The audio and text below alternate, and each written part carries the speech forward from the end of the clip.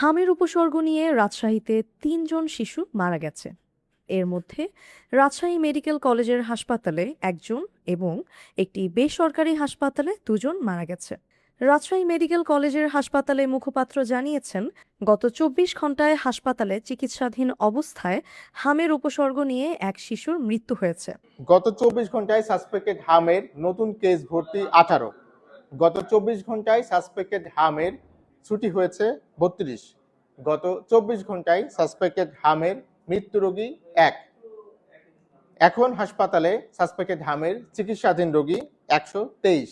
হাসপাতালে উপসর্গ নিয়ে নতুন করে ভর্তি হয়েছে ১৮ জন, আর উপসর্গ নিয়ে এই হাসপাতালে চিকিৎসাধীন রয়েছে ১২৩ জন। একই সময়ে সুস্থ হয়ে বাড়ি ফিরেছেন ৩২ জন শিশু।